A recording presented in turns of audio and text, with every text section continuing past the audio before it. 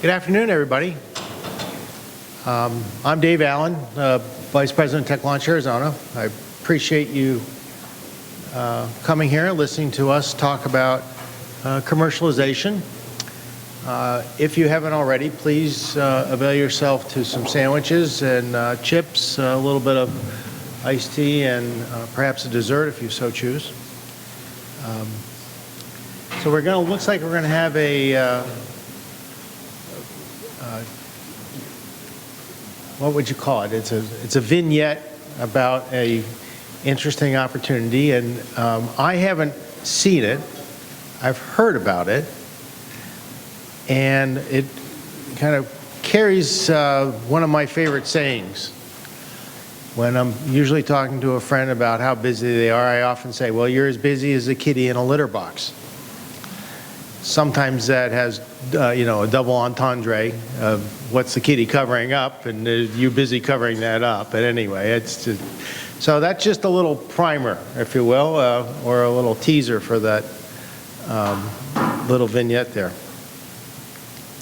So my job's real simple.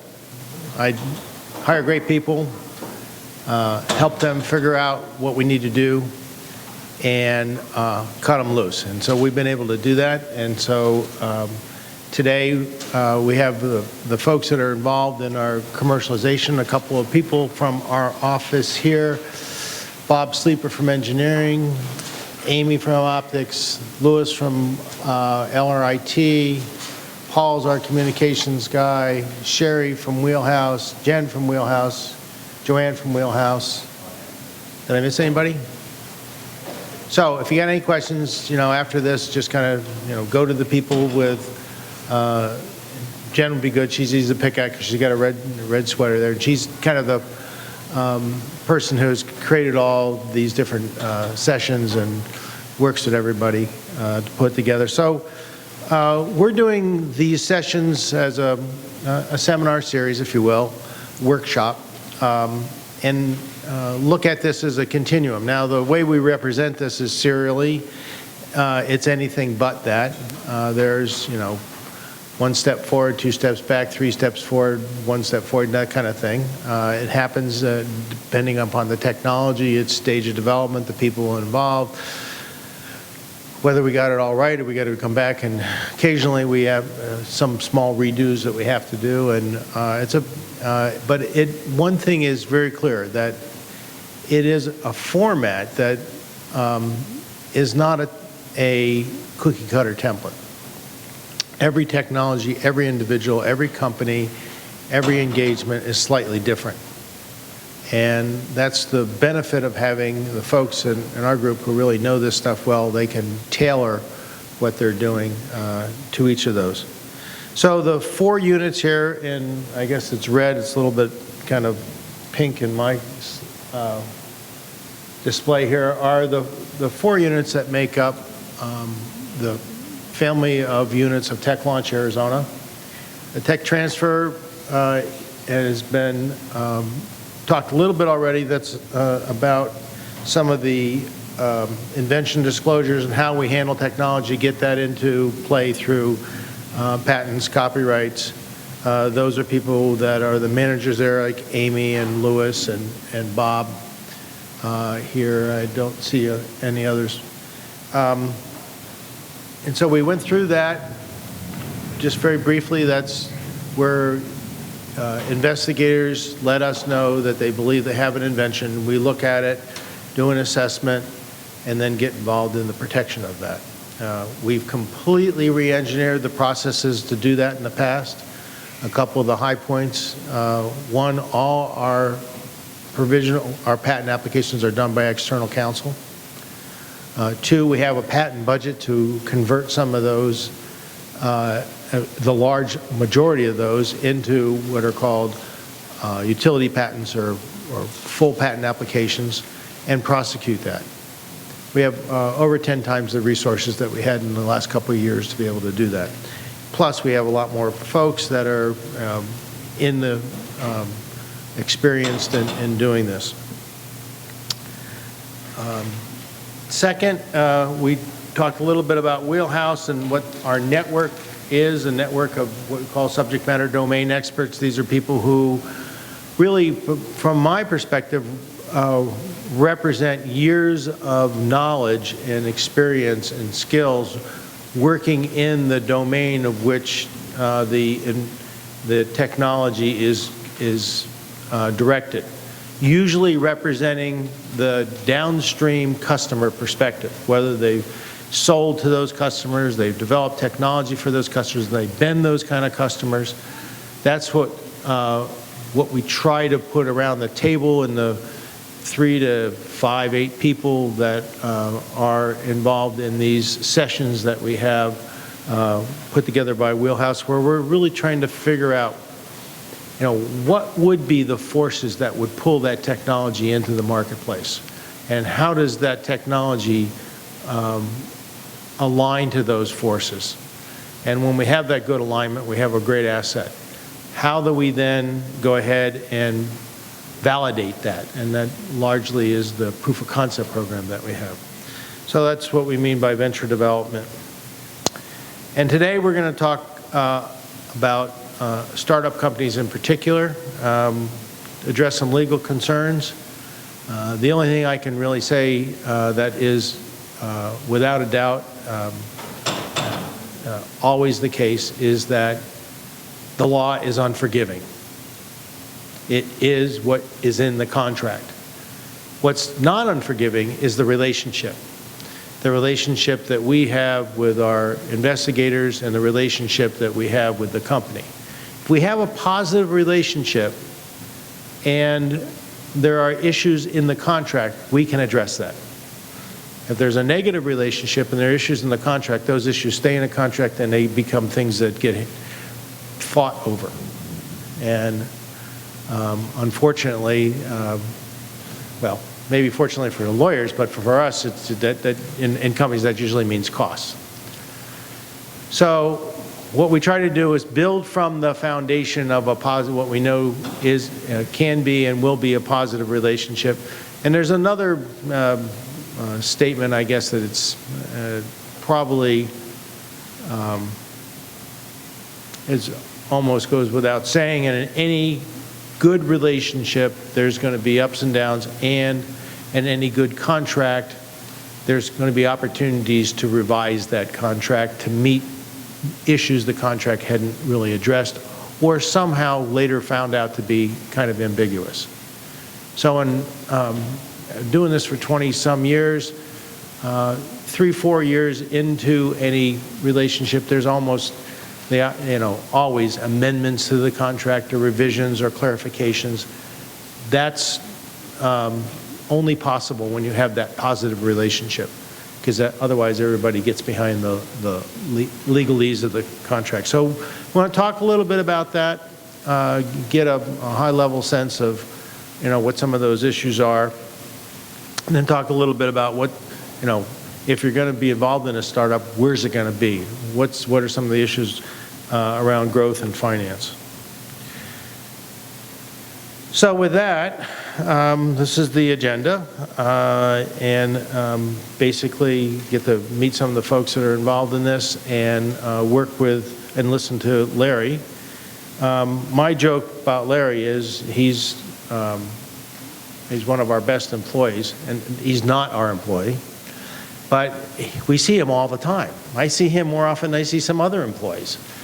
And the reason for that is because Larry has a unique ability in this legal community, maybe not unique, but has a critical ability in this legal community. People turn to him a lot to be represent them as their counsel as they explore working through the contracts with the university.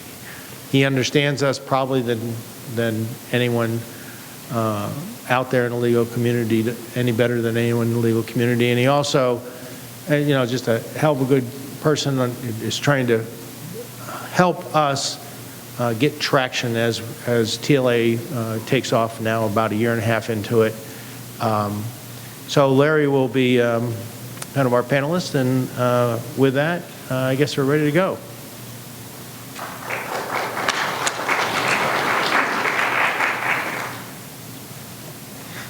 Thanks, Dave, for those kind words. When Dave said he had a favorite expression, I thought he was going to say that lawyers should stick to the law, they should stay away from business, and they should stay away from technology. And today I'm going to try and venture into both of those. The first, to try and figure out how to do the slides here. I'm going to go a little bit out of order here. What I'm about to talk about is a business that I'm going to present as a hypothetical. Secretly, this is a business that I want to start myself because I know how fabulously successful it will be. And so my first slide is a disclaimer about my business plan. And I'm not going to talk business plan, but I just wanted to use this to illustrate a point that will get made either later today or in the next session about the importance of protecting your proprietary information. So with that, let me get into my hypothetical. This is the Kitty Litter Coffee Company. And it's an entity that's going to be formed. And does anybody know what Kopi Luwak coffee is? Okay, good. It's rather unique and very rare. Kopi Luwak coffee is made from coffee beans that are digested by civets in Indonesia. Civets are small cat-like creatures. They eat the coffee bean. It goes through their digestive tract, and the bean itself isn't digested. But something about the enzymes in the civet turn it into just a fabulous cup of coffee. Very rare, $100 per cup. And my company, To Be, has developed a self-contained ecosystem and a dietary supplement that will allow the civets to produce an abundance of these rare coffee beans. How much in demand this product will be. And so my three founders in my company are Wilbur Katz. He's the creator, he's the visionary force. He developed the business plan, and he's going to be contributing $10,000. Wilma Delgato, she's a veterinarian. She works at the University of Arizona in the Animal Sciences Department.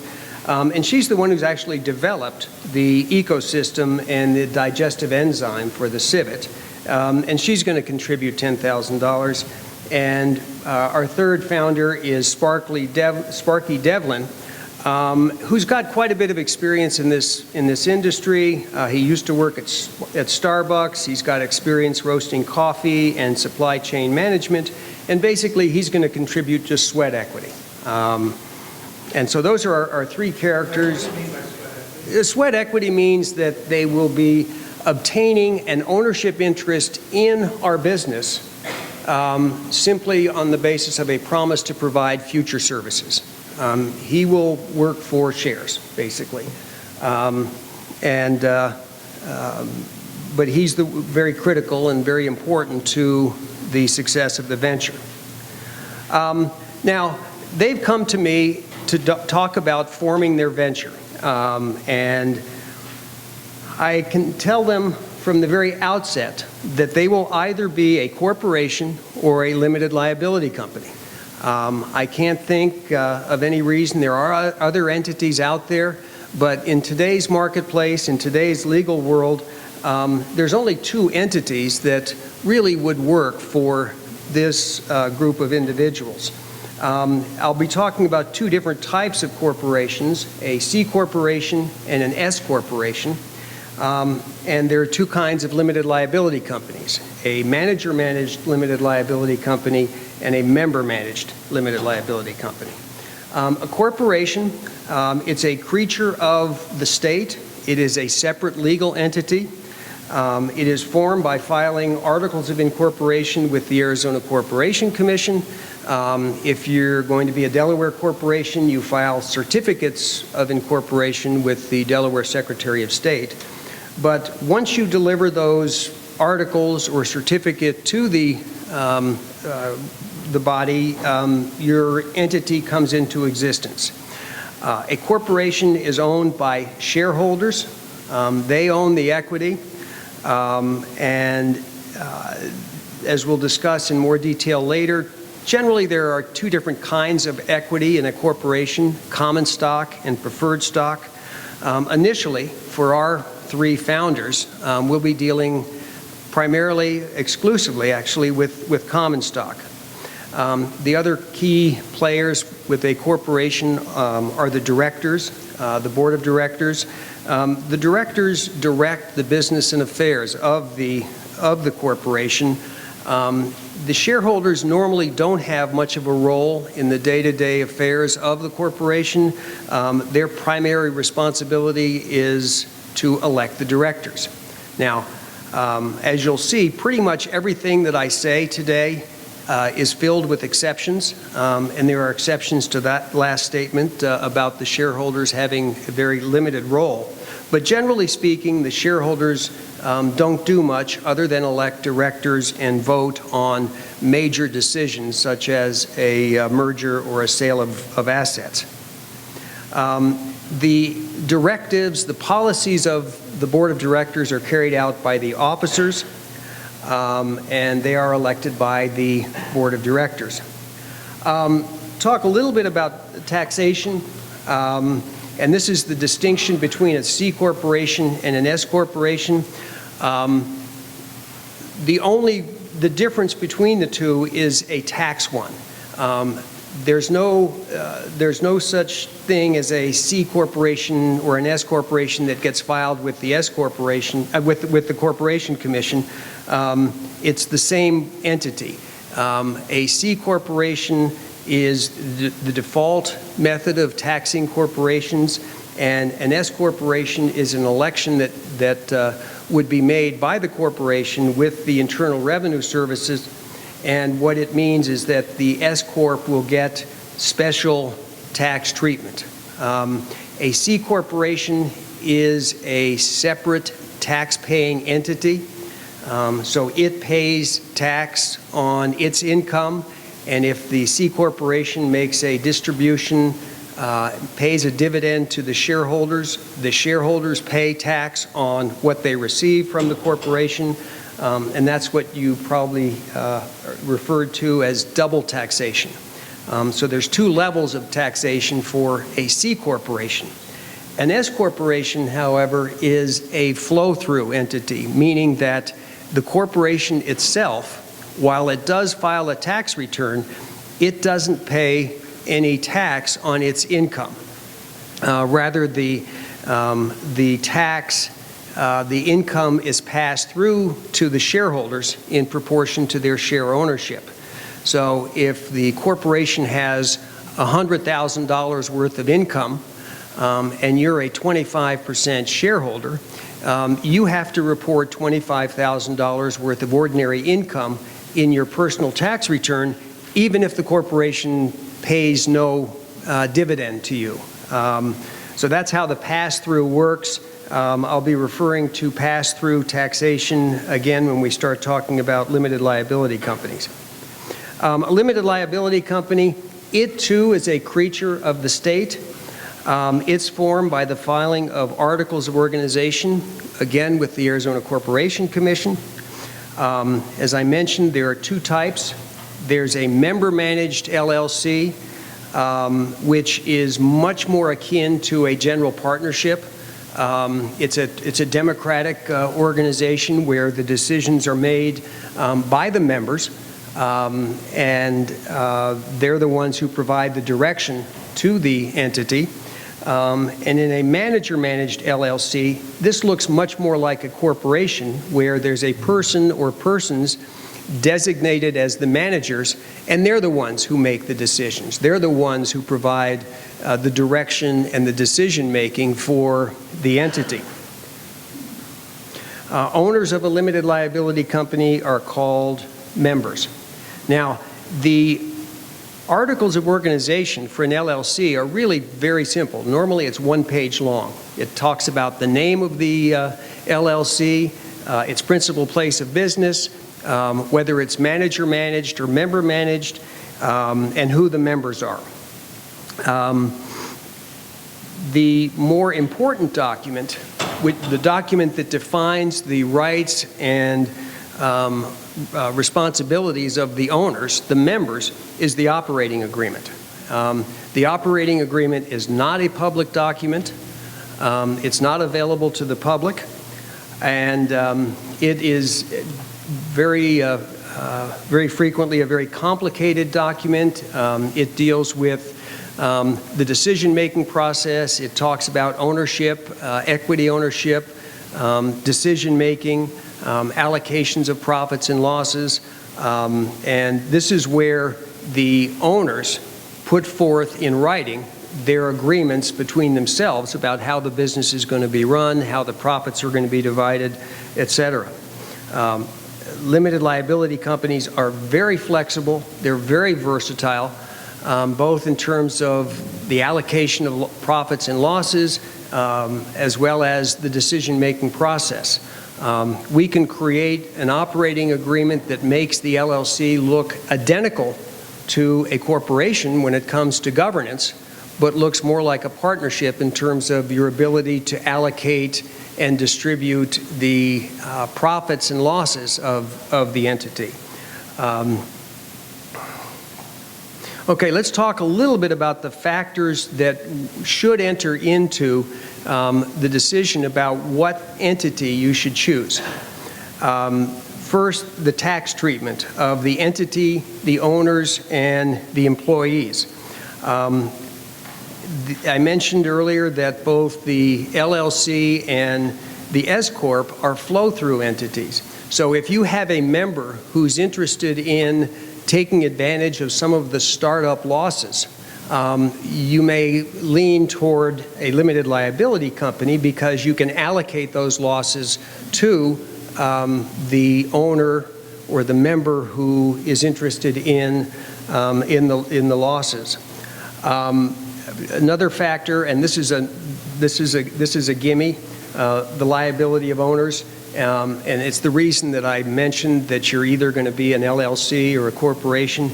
You want a limited liability entity, and an LLC and a corporation are limited liability entities, meaning that the debts and liabilities of the entity stop at the entity level and they don't pass through to the owners. This is very important to any startup entity. Continuity of existence. You're going to want to choose an entity that has continuity of existence, meaning that the death or loss or retirement of one of the members, one of the owners, doesn't mean that the entity itself comes to a close. That the entity continues on despite the loss of one of its owners. A factor sometimes entering into the decision is the expense of formation and maintaining the entity. It's slightly more expensive to form a corporation. The filing fee is greater. And there's an annual report that has to get filed that carries with it a relatively small filing fee. If you're going to be doing, and we'll talk a little bit about the difference between forming an Arizona entity and a Delaware entity. If you're going to be forming yourself as a Delaware entity, the filing fees and the maintenance fees are higher, greater than they would be they're greater in Delaware than they would be in Arizona. Another factor to consider is the governance structure. Do you want an autocratic situation? In other words, where you have a board of directors making decisions or a manager making decisions? Or do you want a more democratic process? A situation where the owners are the ones who make the decision, much the same way you would have in a general partnership. So with a corporation, corporations are by definition autocratic, meaning that the board of directors has the statutory authority to make most of the decisions. With a LLC, you've got the choice between member-managed, which is a partnership, a purely democratic organization, and a manager-managed, where the manager is making the major decisions. Decision-making and allocation of voting rights. I mention this here as an exception to what I just said about autocratic versus democratic. In both the corporate setting or the manager-managed LLC, it's possible to reserve decision-making in the hands of the owners in the governing documents, so that you might provide that the managers of the LLC make all the decisions except for certain extraordinary items, such as the sale of the business, the admission of a new member, the issuance of a new equity, so that you actually do give some greater voting rights to the owners than would otherwise be the case under the default rules.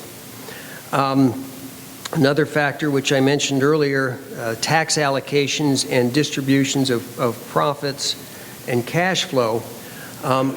With a corporation, well, I mentioned the C corporation, there are no tax allocations. The C corporation, the entity, pays its own taxes, and then the shareholders pay taxes on any distributions that are made. It is possible with an LLC to do allocations to the owners that might give the owners the benefits of losses, for example. And this sometimes is important to investors. So with the LLC, you've got more flexibility in how you handle tax allocations and the distributions of cash flow. Employee compensation is another factor that should be considered. Sometimes, and we'll talk about this in more detail, you'll be bringing in people like Sparky, who's working for sweat equity. He's working for a piece of the action, and there are different ways that you can provide this to the employee consultant. And this could also dictate the form of entity. There's an incentive stock option, which can only be issued by a C corporation, or by a corporation. You can't use an LLC if you want to issue incentive stock options. Another factor, another decision point that gets made is, should you organize in Arizona or Delaware? And there are pros and cons to each. It's sort of generally stated that if you anticipate that you're going to need venture capital or institutional financing, eventually you'll be domiciled in Delaware, simply because Delaware's body of law is so much more precise and well-defined that investors feel more comfortable using those states. That's a consideration as far as not just what kind of entity, but where you form the entity. And the issue is the effect that these decisions make on future financings.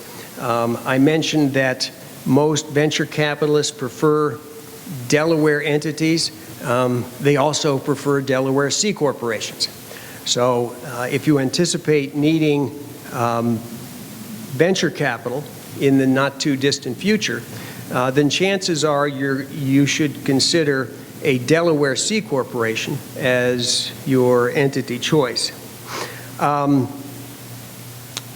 The effect on future exits. Again, another thing that should be considered. Where do you anticipate the business going? Now, in my business, in the kitty litter coffee company, this is going to be a lifestyle company. When I start this, I don't plan on selling it to Starbucks. I'm going to continue to run this myself and derive the huge benefits for myself personally. So I don't care about an exit. Now, that may not be the case for my investors. They may insist on an exit. And so they're going to ask me, what's your exit strategy? My exit strategy may dictate what type of an entity I'm going to be. For example, if my goal is to be acquired by Starbucks, then I might be more inclined to be a C corporation. Whereas and the same thing with an IPO, if I'm going to go public, I'm going to form as a C corporation, because one of the other truisms is that limited liability companies don't go public. However,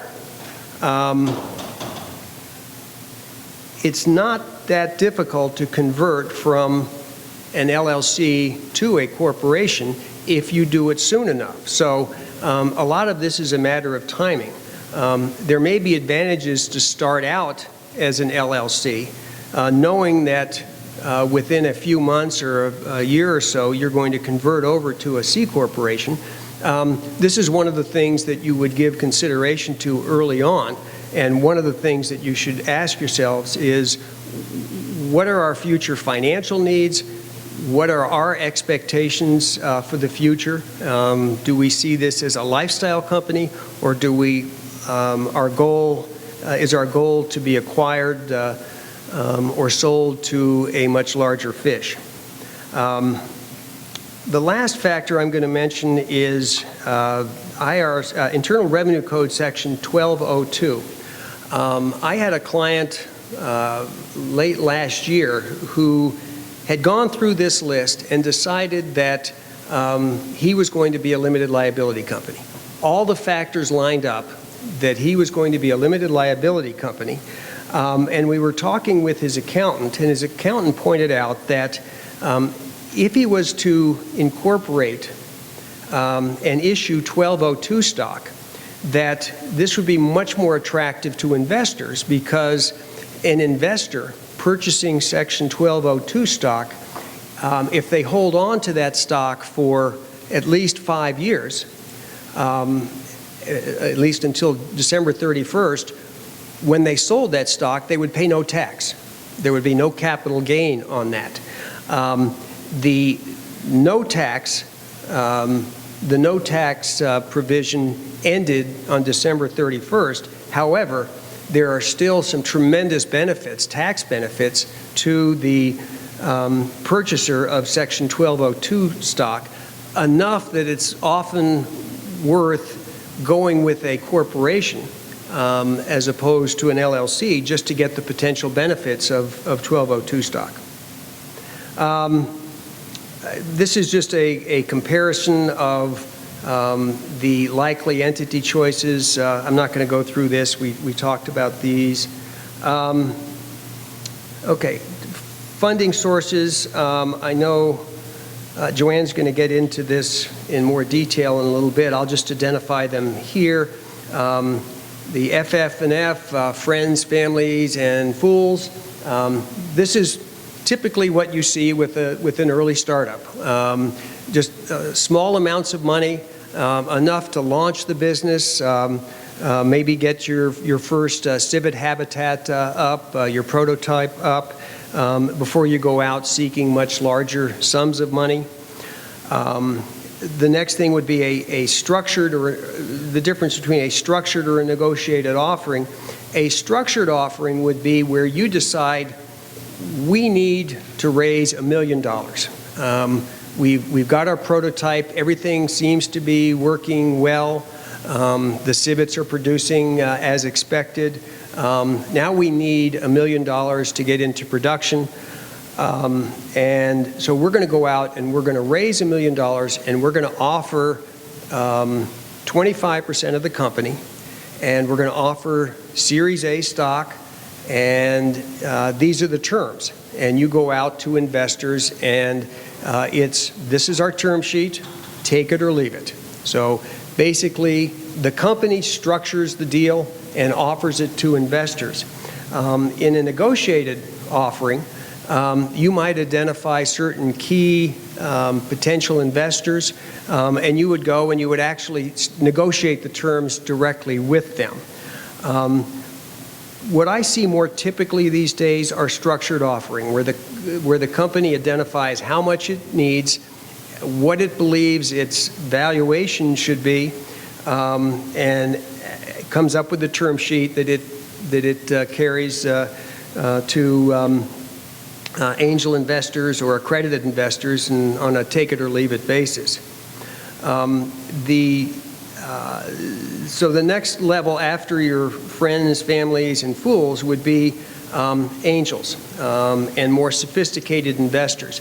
And we're fortunate in Tucson that we have a very active angel organization, the Desert Angels. And over the past few years, the amount that they've invested in Tucson companies has increased dramatically.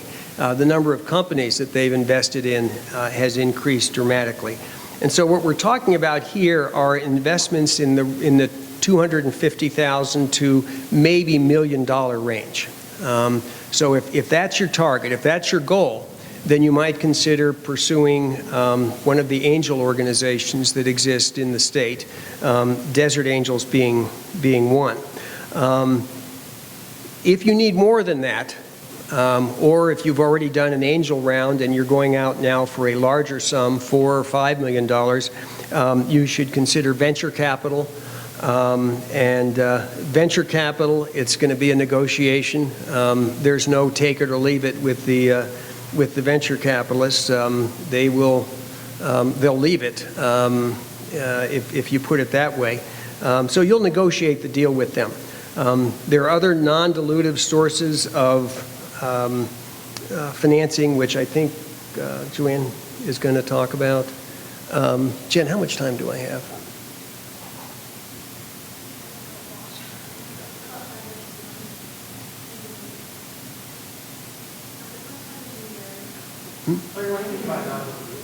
Non-dilutive means that you've got money coming in, but it doesn't affect the percentage ownership of the business. So in my hypothetical, if my 3 founders each own a third, maybe Starbucks is interested and they're going to just they're going to provide a grant to us, or the Arizona Commerce Authority might provide a $100,000 grant.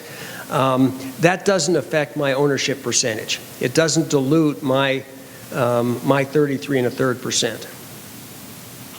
So, yes. I'm sorry. Okay, crowdfunding. All right, and I should mention that here when we're talking about funding sources, when you're asking for someone else's money and they're going to be receiving equity as opposed to some sort of a non-dilutive situation, the securities laws come in, and you're going to be offering a security, meaning that you're subject to compliance with the federal securities laws and the state securities laws. And so that's a factor that you should always consider, the effect of the securities laws on what you're doing.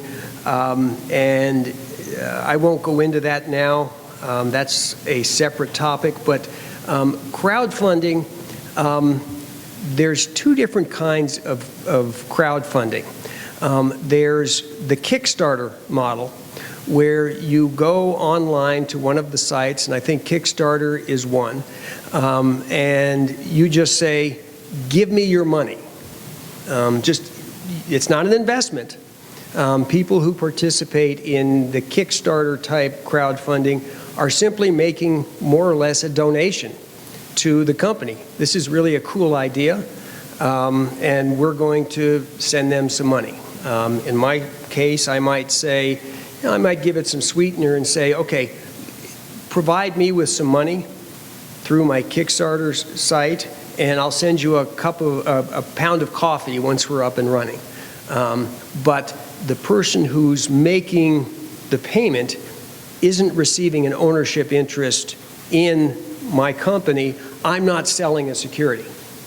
Now, the other crowdfunding is one that in the Jobs Act that was passed a couple years ago, they are trying to encourage the creation of electronic portals where where a company like Kitty Litter Coffee Company can actually offer its securities to a much broader range of people, to where if you satisfy the crowdfunding rules, you can actually make a public offering on a crowdfunding site and sell equity. The SEC recently issued proposed regulations on how this is going to work. It's not legal now, and if the SEC ever adopts those rules, then there may be a separate crowdfunding marketplace created. I'm not very optimistic that that will ever happen, and if the rules are adopted, I don't think it'll gain much traction. I think that the more traditional ways of raising early stage money will continue to be the primary sources of financing. Crowdfunding is a way to do it. I think there was a McGuire team a couple years ago that raised $11,000 through Kickstarter. Just people saying, this is a cool idea, we're going to give you money. But again, they weren't selling equity, they weren't selling ownership in the company. Okay, let's talk a little bit. Now, our company formed as a C corporation, and the money's been used up. We've spent the $20,000, and we now need $500,000. We need to purchase land for the habitat. We need to construct the harvesting and brewing equipment. And we need to develop our marketing strategy. So a friend of Wilbur's, Jeremy Green, has some money, and he's thinking about investing. So one of the things that we would consider is how should we structure Jeremy's potential investment? What sort of things can we expect that Jeremy is going to demand in order to invest? Now, this is typically what we could expect a more sophisticated investor to ask for. Number one, a preferred return. In other words, if the company's ever sold or if it ends up with a large sum of money, that the investor would get his money back first. Before the founders received anything. They want not a price of the upside, a piece of the upside, meaning that not only does the investor get his money back, but he also gets a share of the appreciation, the huge multiple that the company sells for. So he's going to want a piece of the upside action. He's going to want what they call anti-dilution, meaning that his ownership interest, his ownership percentage isn't going to be diluted if some investor comes in subsequently and gets a better deal.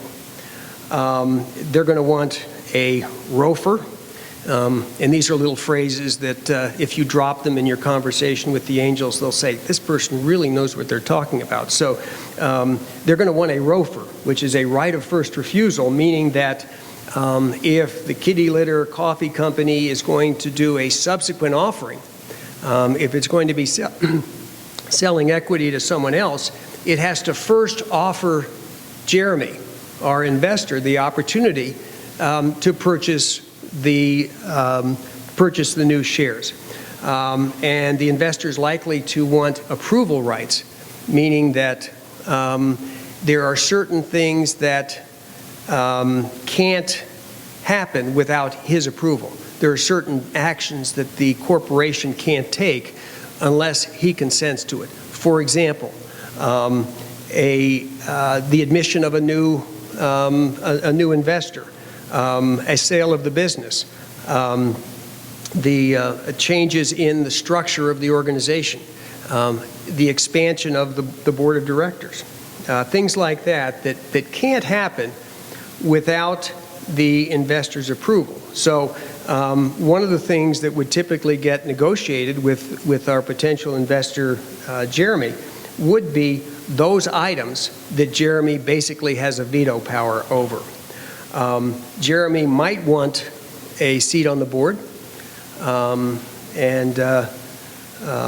he might want the opportunity to attend board meetings. He might demand that the company provide him with quarterly financial statements. But these are all part of the typical negotiation that would take place. I should have put it on here. If you want to get a pretty good sense of the type of issues that would come up in a typical deal for an investor, there's a website that the National Venture Capital Association maintains where they have forms. Now these are venture capital forms, but if you go to nvca.com, there's a set of forms, and one of the things that's on there is a term sheet, a fairly extensive term sheet. Now, we wouldn't use that term sheet with Jeremy, but this will give you an idea of the type of things that would be in a typical investor deal, even at the $500,000 level. And that's the kind of thing that you can expect being asked to give up by the more sophisticated investor. The type of investment vehicles, there might be a convertible note, and a convertible note is a debt instrument, and what it provides is it gives the investor, number one, it's a note. It's a debt of the company that has a repayment date. It's got a maturity date. So it's carried on the balance sheet as debt. However, it also has a feature that it can convert into equity if the company does a significant financing. The note, let's say that Jeremy takes a $500,000 convertible note that converts into a Series A stock when we go out and we do our venture financing. So that Jeremy's note is going to convert into whatever security the venture capitalist is able to negotiate with the company, generally speaking at a discount. So Jeremy's getting the security of having a debt, but also the potential of being able to convert that debt into an equity position on more attractive terms, because he's getting a discount to what the venture capitalist is paying. So a lot of early stage financings, whether it's for an LLC or a corporation, are going to be done with a convertible note. The other thing would be preferred stock or a preferred membership interest. And preferred stock is a special class of corporate stock that gives the owner certain rights and benefits and privileges. It gives them a preferred return. It gives them participation rights, meaning that they get to participate in the upside. This is where they would get their anti-dilution protection. But it's a special class of equity that's somewhere between the lowest form, common stock, and debt. So generally speaking, a more sophisticated investor is going to want preferred stock or a preferred membership interest. And as I mentioned, we can structure the LLC to look just like a corporation when it comes to equity ownership as well. Am I still okay? All right. Equity incentive mechanisms. Okay, we've got Sparky, who's our third founder, who's basically working for future services.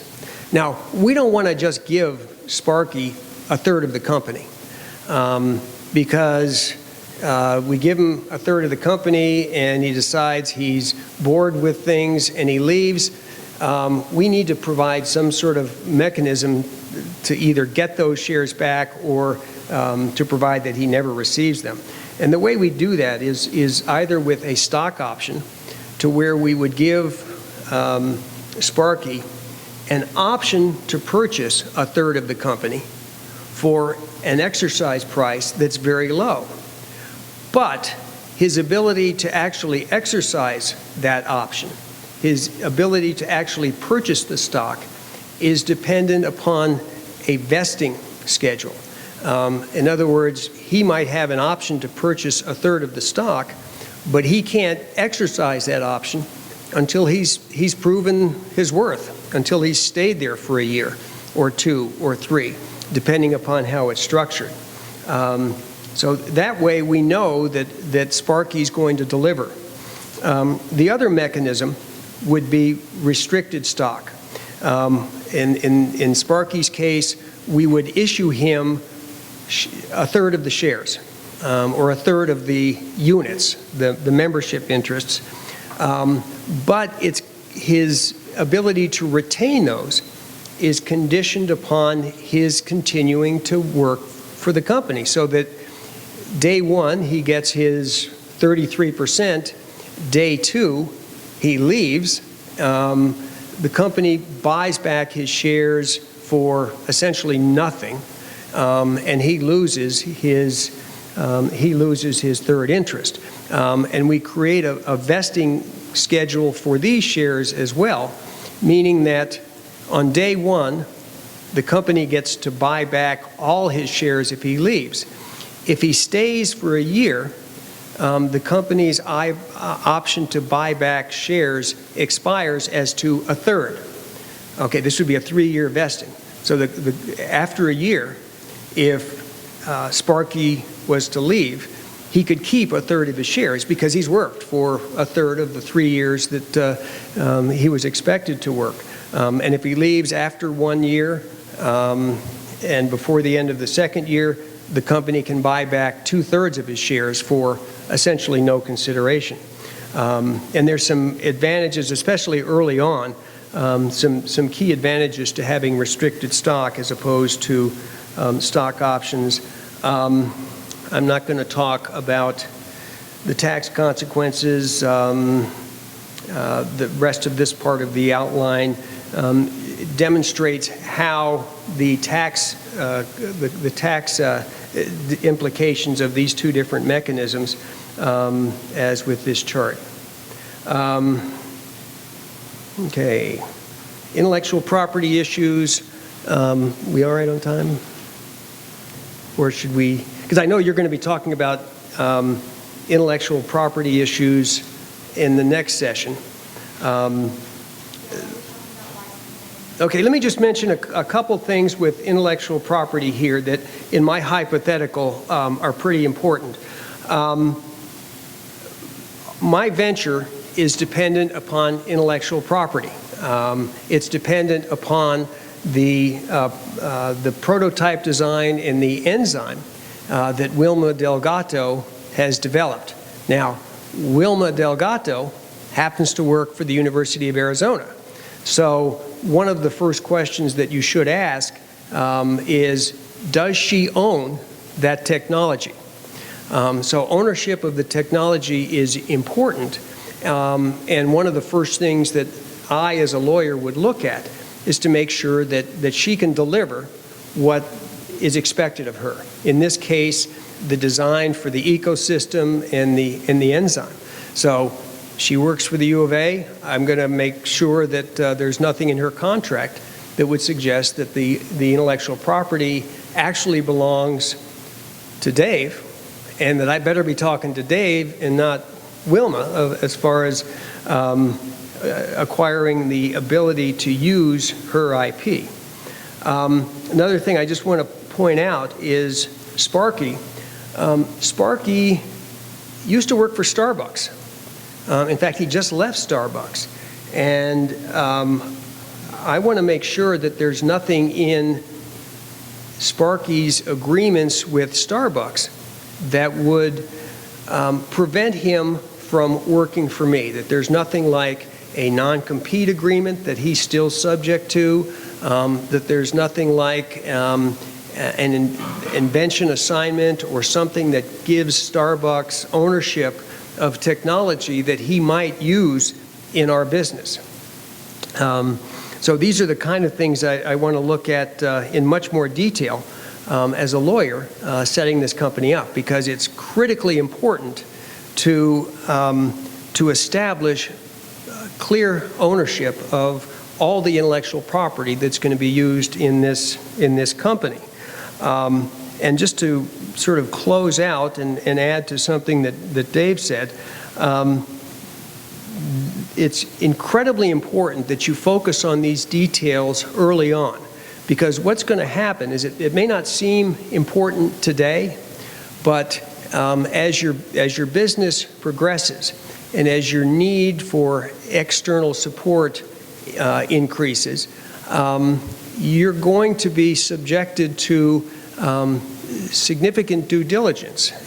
So for example, if you're, whether it's getting a loan from a bank or you're negotiating with a venture capitalist, they're going to come back in and look at every aspect of the company's formation. They're going to want to make sure that it's done right. They're going to want to make sure that the company actually owns the intellectual property on which the business is based. They're going to want to know that the shares were issued correctly, that you satisfied the securities laws, and things like that. So setting it up correctly and in as much detail as possible early on is going to become very important later on as the business grows and you start entering into much more advanced transactions. So with that, Joanne, you're up, and I guess we'll be back for Q&A in a little bit. Thank you.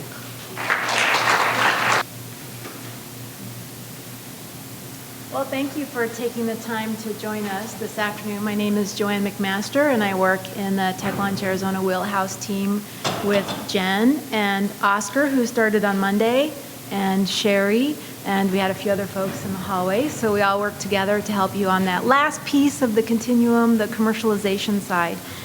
And when we last left, this is kind of like the Batman, to be continued last time we saw the show, the last workshop. We talked about some key things that you need to license the technology and move the technology forward as a startup company. And I really want to kind of talk about what's next. So you already have a team in place, you have a business plan together, you've negotiated the terms, and you've licensed the technology into a startup. I want to talk a little bit about the continuation of building your team, other resources that you may need, and how you make those decisions. And then, of course, most important, and my favorite subject, I want to talk about money or access to capital. I just feel like I should have a song in the back of my head, money, something like that when I talk about it. But first I want to start with team. And Larry, can I talk a little bit about the kitty litter company? I really don't know how to follow that, but I thought one way would be to talk about the team. So I actually took some notes. I thought this was really interesting because you mentioned it was U of A, and that there were 3 members on the team that did the startup company. You had an MBA, a doctor, and an engineer who had also worked for Starbucks. Perfect complement of a team to license the technology and start a company. Does anybody know what's missing in there? Want to take a guess? It's okay to, sorry? CFO? Okay, that's a good one. What else? Sales. Sales, excellent. One more? 2 more? No? Marketing, distribution. There are lots of questions about how the company might move forward. So while they have a really strong team to get started, the next step is to build out their advisory support and help them make some decisions. And you mentioned sales, and that's a really good idea to consider too, because for example, let's say you want to make this kitty litter coffee for your own use. Maybe you're thinking about licensing it or selling it at Starbucks, but it's $100 a cup, so it's a very high-end product. And all of a sudden there's some demand for this, and very special hush-hush, only open on Friday night kind of coffee shops or bars or pubs where they might want to provide this kind of coffee, and there's a big demand for it. So you have a lot of questions to answer about how you want to get into manufacturing, how you want to make the product, how you want to sell the product. And so looking at building out your team to answer these questions initially is really important. And as Larry said, you want to start as early as possible when you start asking all of these questions. Your team should really contain three main components. It's the technical or scientific lead, it's the management team, and you'll notice these are about the same size, same representation on the team. And then of course you'll want to bring in your outside advisors, mentors, experts, directors, regulatory specialists, and so on, who can help you answer these questions and make the determination about how far you want to take civets, or if you want it to be a civets SIP, or, well, that doesn't sound very good, SIP civet company that specializes in this high-end product, or if maybe you just want to license it to a Starbucks or sell it in a Starbucks kind of shop. Once you have some idea about where you want to take the company, you'll start looking at what kind of resources that you need. And the TechLaunch Arizona is actually comprised of 4 main units: corporate relations, tech parks, tech transfer, and wheelhouse. And together we work with you to help you serve the company and the company needs as it grows. And we actually have Bruce Wright in the audience. I'm not putting you on the spot, Bruce, but he manages tech parks along with the Arizona Center for Innovation. And the tech parks are really interesting because they provide testing and evaluation. They can help you build prototypes and demonstrate your technology. Of course, they have space and facilities. They have a business incubator. So they have a lot of resources and services that are available to you once you actually launch your company, if you need lab space, office space, facilities, and so on.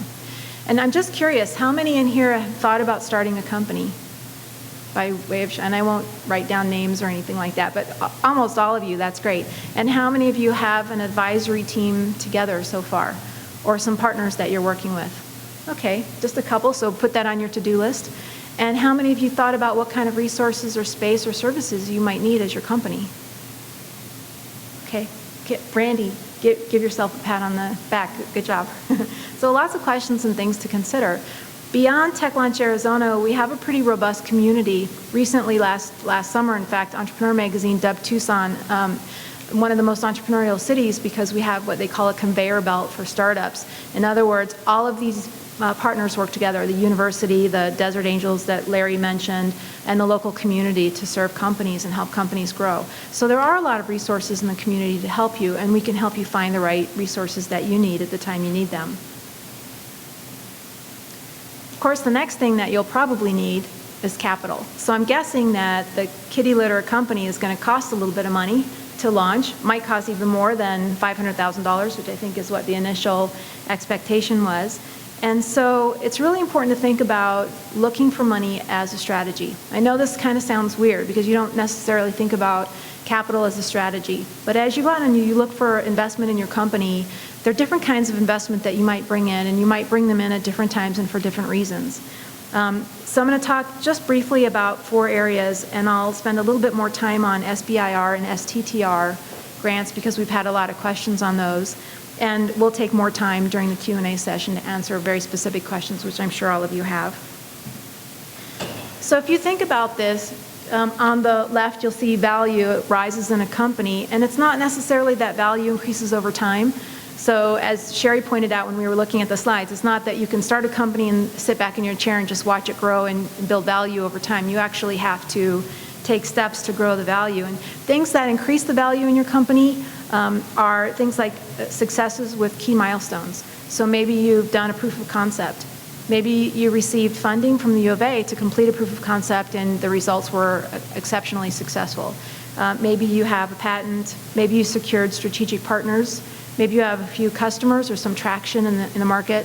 All of these things bring value to your company, and that's really important because as your company grows, of course, you want to demonstrate that it has value for all of your stakeholders, all of your employees, all of your investors, all of your partners.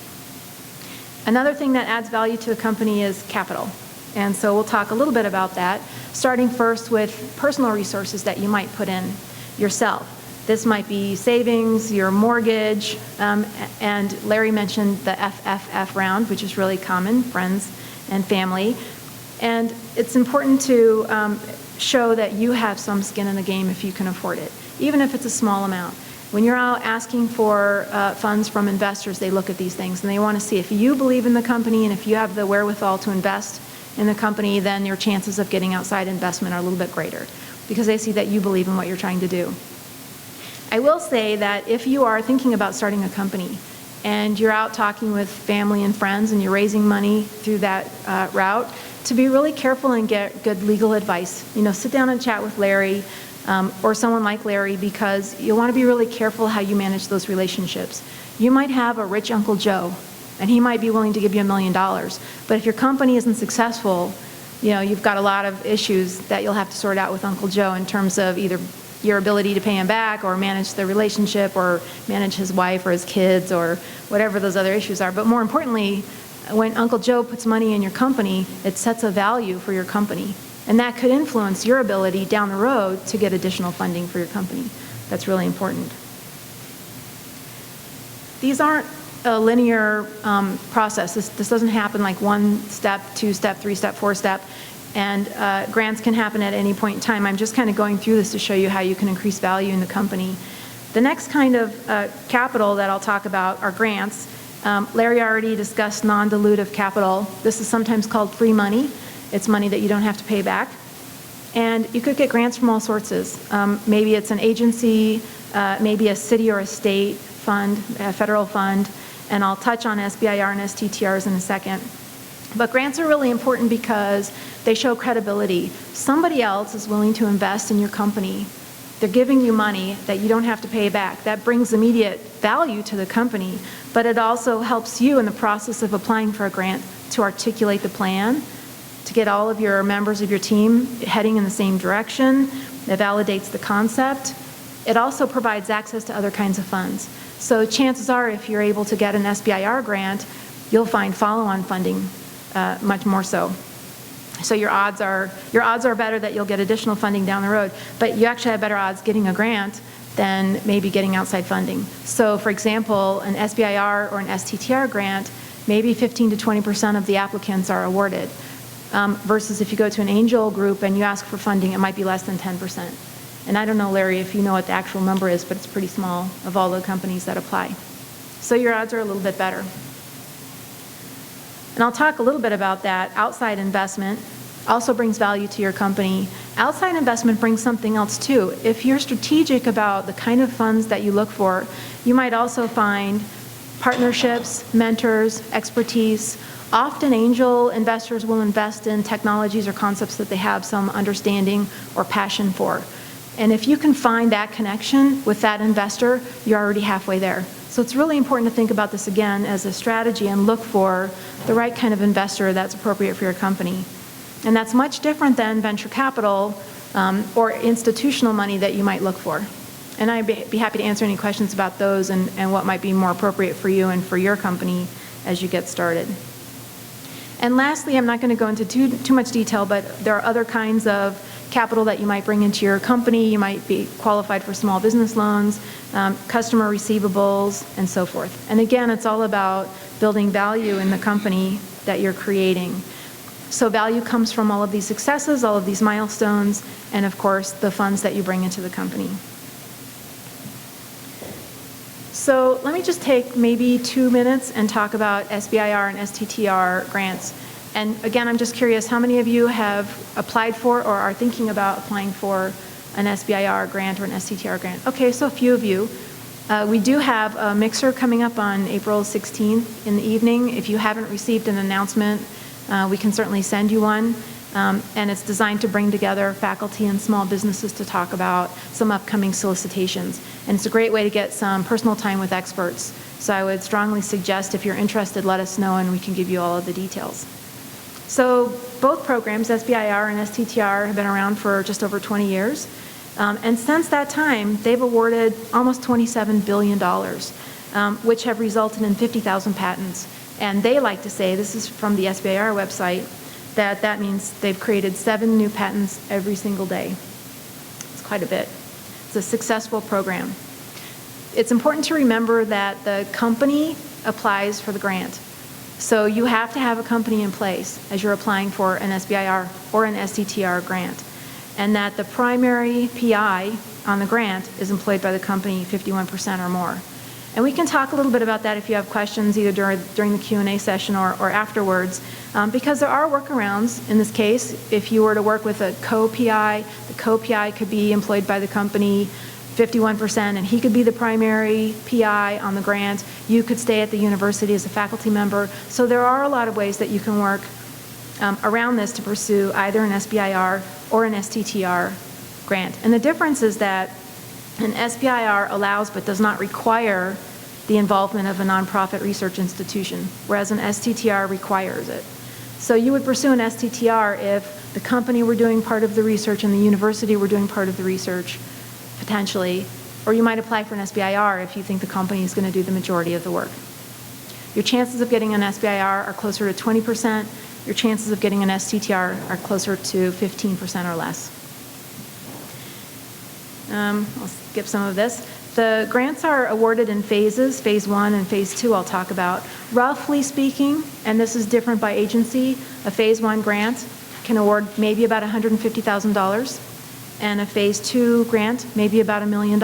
Again, these numbers will change based on the agency, and I'll show you some of the agencies next. Think about phase 1 as a proof of concept, and phase 2 is commercialization. But I'll tell you a little secret that we've noticed. In all of the agencies, when they look at applications, they are looking for commercial potential.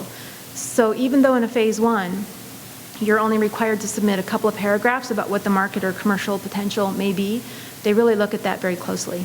So they want to see that the funds that they invest actually go to developing new innovation or bridging the gap between the community and the university and applying the technology that gets developed.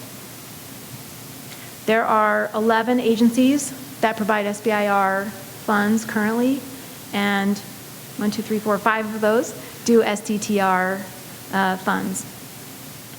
You can actually go to the SBIR website and pull up all the statistics if you're thinking about applying for one. And in fact, that's one of the things I would strongly recommend, is to do your homework if you're thinking about applying.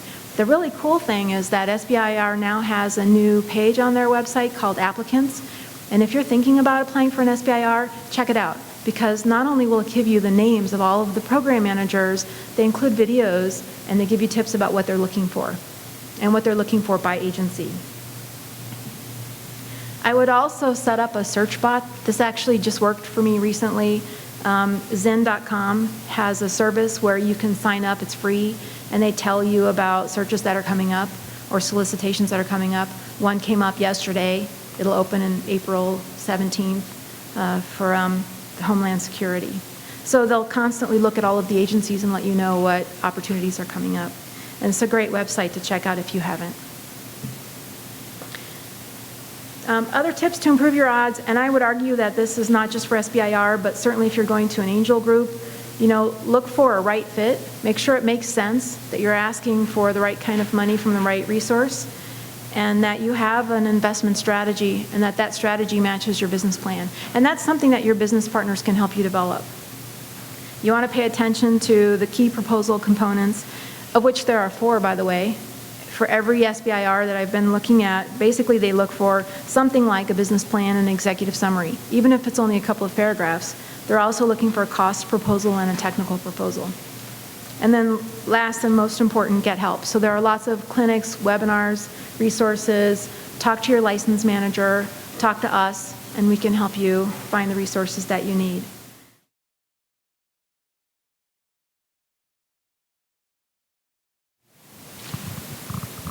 Do you have any comments or suggestions about nonprofit organizations? Is this a kind of a, should we consider that route or not? Well, it depends on what is motivating you. The difficulty with a nonprofit corporation is in order to be a nonprofit in the sense that you're probably talking a 501c3, you have to have a charitable educational purpose. You have to file an application with the Internal Revenue Service, which reviews the application, and they will give you a determination letter, and you become a nonprofit. It does limit your ability to raise funds to launch your business. You're going to have to rely primarily on grants and donations from people who are interested in a tax write-off, a charitable deduction. So it depends on what's motivating you. which is one of the reasons why this B Corporation is gaining some traction, is because you can have a different motive but still earn a profit. But it is difficult to obtain nonprofit status, and it's only after a fairly long process with the Internal Revenue Service. Joanne, can you talk a little bit about some of the things that Wheelhouse is working on to help startups with SBIR? Why, thank you, Jen. That's a great question.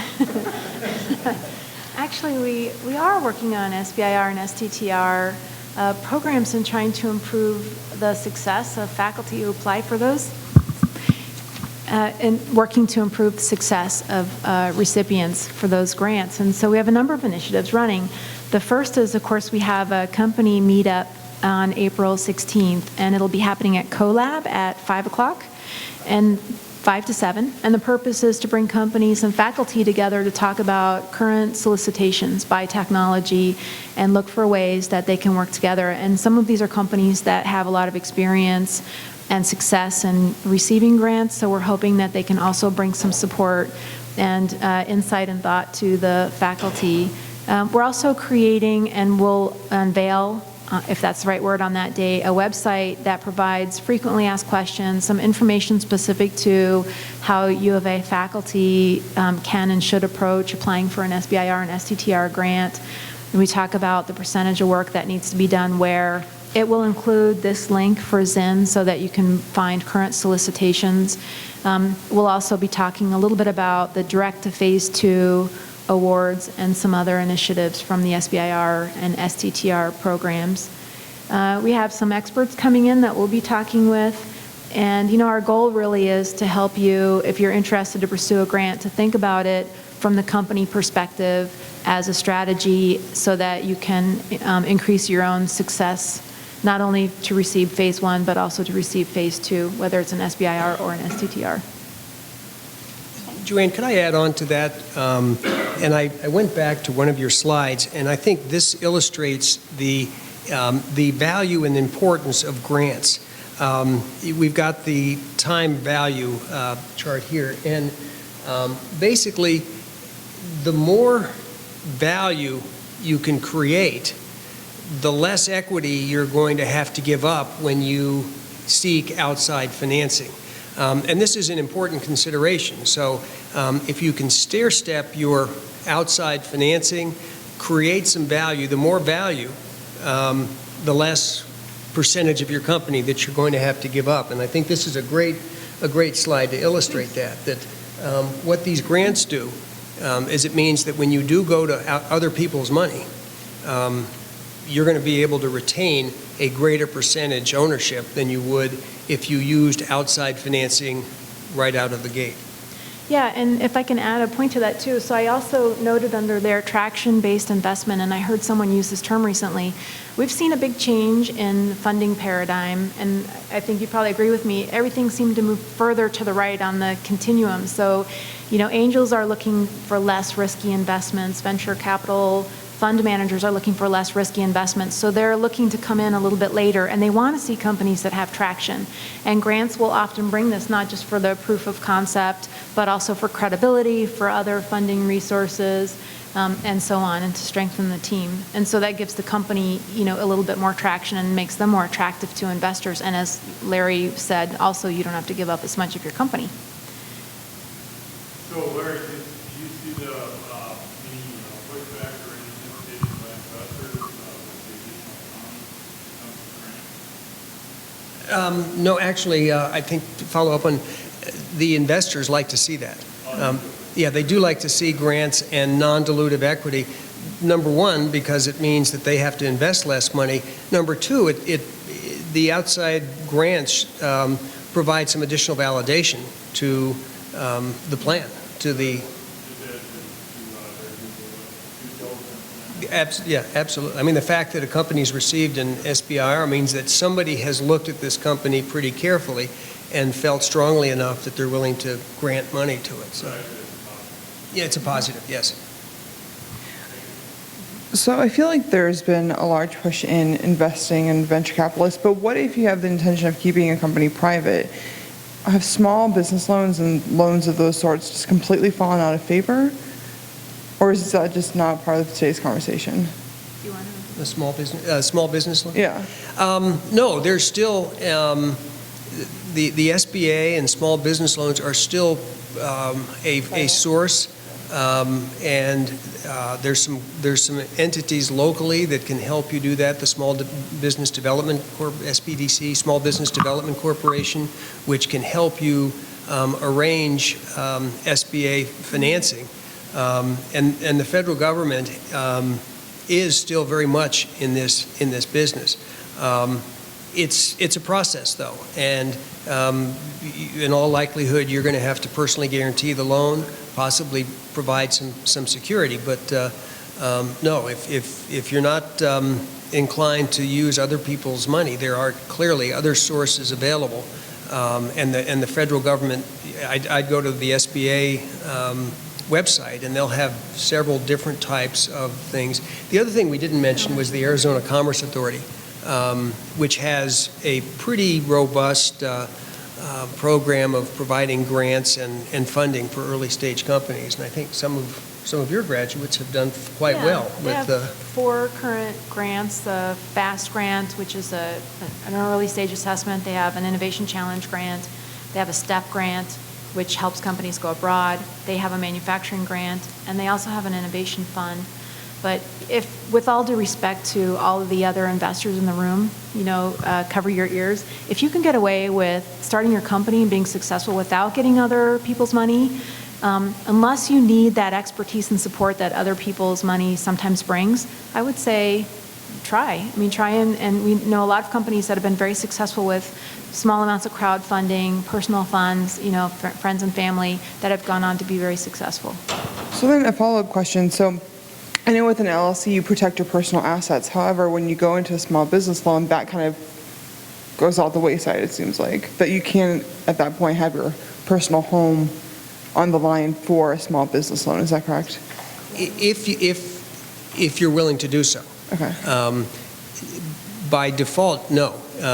If you're doing it through the LLC or through the corporation, you have limited liability and your personal assets aren't exposed. You have to agree to basically expose your personal assets or your personal guarantee before you become responsible for that. So, but that might be one of the things that would come up with an SBA loan, but not necessarily, not every time. Any others? I can probably talk about it. Well, we want to get it on the recording. So one thing we were considering, instead of forming a full startup, was taking the technology and then partnering it with another startup that's already kind of existing in the market. Can you talk about that type of strategy, how you might approach that, and any thoughts on that approach? Well, I think that the key there would be to make sure that your expectations and your understandings are the same as whoever you're going to be partnering with. The way you might structure that would be to create an LLC that's jointly owned by yourself and this other company, and you would license your technology to the LLC. But the key is just making sure that everyone is on the same page in terms of what the agreements are. But yeah, that's an effective way of doing it. The key is just make sure that it's all very clear and spelled out as to how the decisions are made, how profits are distributed, who's responsible for what operationally, financially, that kind of thing. And I would just add to that, if you're looking to license U of A technology to an existing company, work with license managers because they can help you create the best opportunity for both the university and the company. And I don't know if license managers have anything they want to chime in on that. Okay. Any other questions?